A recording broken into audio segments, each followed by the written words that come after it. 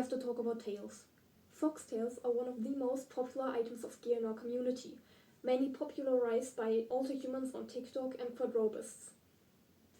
Tails are a great way to minimize species dysphoria and trigger shifts. The majority of tails you see sold online are actually real foxtails, such as this one. Most of the tails you can find are actually real fur tails. And most real fur tails that are sold are from cruel fur farms in Asia.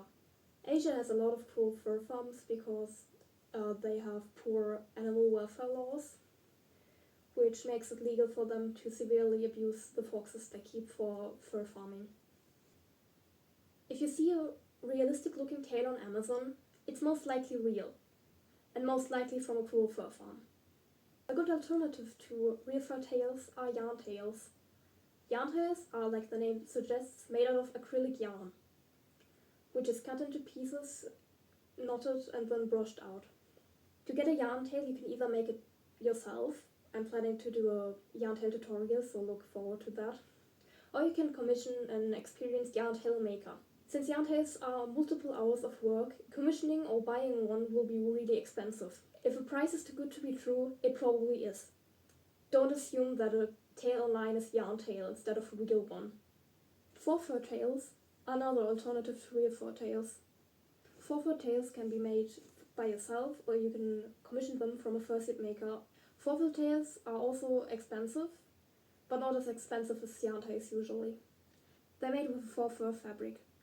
You can commission these tails from fursuit parts makers, but fursuit tails are usually stiff on the body and don't move realistically. To fix this problem, you can either get a hypermotion tail, which is a tail with a foam core basis, which allows it to move more flowy, or you can also get a tail from Jace Boingy Tails. Jace Boingy Tails makes tails with a silicone core. There's also mechanical tails, that are tails that have a mechanical inside. You can control these via an app on your phone. The most popular maker of these tails is The Tail Company, which sells them for around 200 euros. But what if you really want a real fur tail? Like I did. My tails are ethical and I've got them from a taxidermist. Some taxidermists still source their tails from fur farms, which is bad. There's some ways to get these tails ethically. That means not from a cruel fur farm. I define ethical here as a fox that was hunted, trapped, or died from roadkill. You can buy real fur tails from taxidermists or hunters. Hunters are important for our ecosystem. Some species, such as foxes, are overpopulated in many areas. Hunting is necessary to keep those species in check. Without hunters, our ecosystems would collapse. Sometimes hunters sell the tails to you directly, but some taxidermists buy hunted fur in bulk. You can buy tails from said taxidermists.